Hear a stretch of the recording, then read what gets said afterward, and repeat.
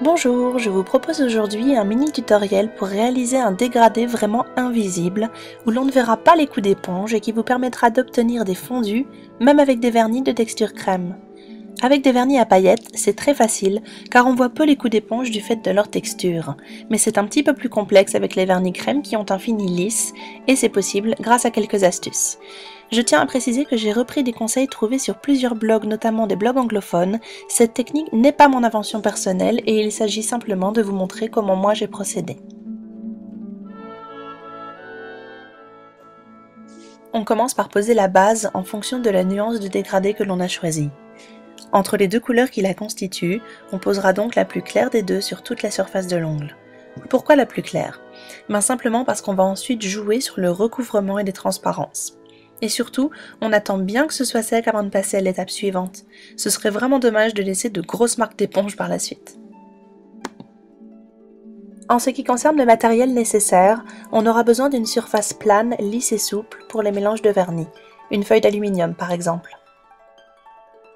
Puis des éponges pour fond de teint, outil principal de cette manucure qui ont l'avantage d'avoir une mousse très dense. C'est cette densité qui permettra la finesse du grain du dégradé. Plus la mousse de l'éponge sera fine et moins elle laissera de traces sur les ongles, moins vous aurez besoin de couches de top coat pour les masquer. On aura également besoin de quelques cure-dents pour faire les mélanges de vernis et le dégradé sur la feuille d'aluminium. Et enfin les vernis nécessaires au dégradé. Ici vous avez 2 teintes froides et 2 teintes chaudes. Et puis j'ai choisi des pastels car j'aime beaucoup leur tonus et leur douceur mélangée.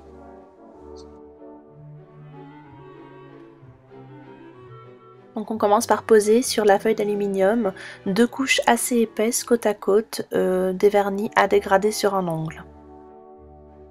Bien veiller à ce que les 2 couches se touchent vraiment, qu'elles soient soudées l'une à l'autre dès le début. Ensuite, on va créer le dégradé directement sur la feuille d'aluminium à l'aide du cure-dent. La séquence que vous voyez ici est accélérée, il faut donc le faire plus délicatement. Ce qu'il faut retenir, c'est que plus le mélange entre les 2 teintes sera important et plus le dégradé sera flou. Moins vous mélangez, plus le résultat est tranché. J'ai choisi de le faire tout en douceur pour un résultat le moins tranché possible. Directement ensuite, nous allons transférer le dégradé sur l'éponge, assez rapidement et par de légers tapotements.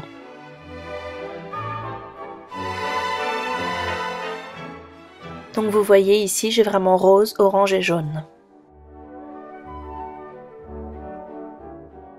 Un peu comme pour le stamping, assez rapidement ensuite, on va transférer le dégradé sur l'ongle.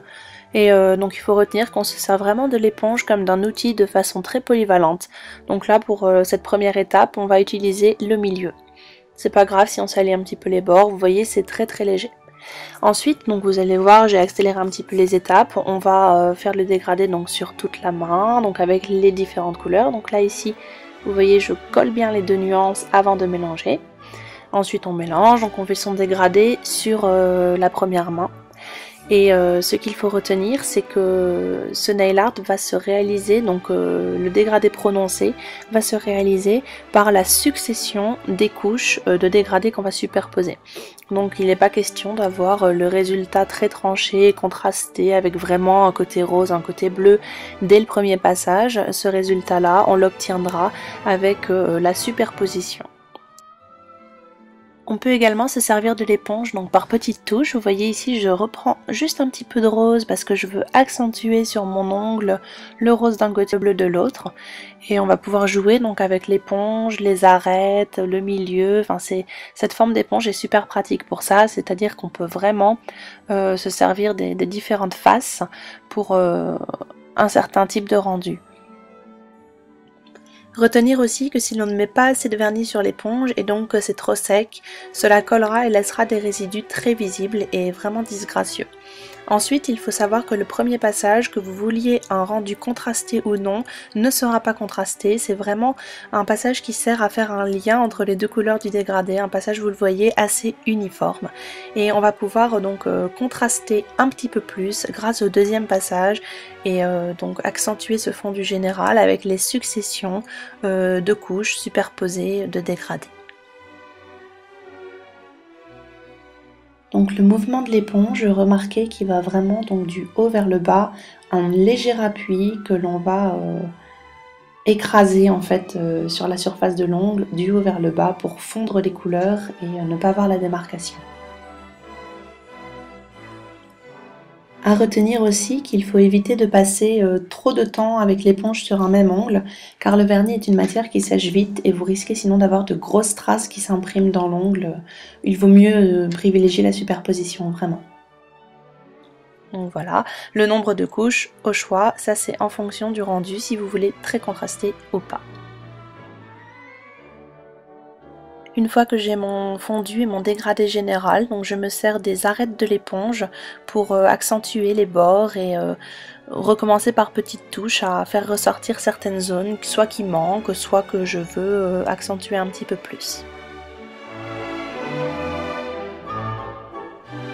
Sur cet ongle, typiquement, vous voyez, j'ai fait un contraste très prononcé pour vous montrer un petit peu ce qu'on peut obtenir comme nuance, vraiment un côté bleu, un côté rose. Et même dans le cas d'un ongle très bleu d'un côté et très rose de l'autre, c'est important que le dégradé soit de qualité et le milieu très fondu. Donc une fois que vous avez fait votre succession de couches suffisante, que vous êtes satisfait du résultat et que vous avez obtenu le dégradé de vos rêves, on nettoie les contours donc d'abord en gros et ensuite donc avec de l'acétone pur pour éviter de faire baver le vernis, parce que bon, les dissolvants normaux c'est parfois enrichi en huile, donc ça fait couler les vernis plus que ça ne les enlève.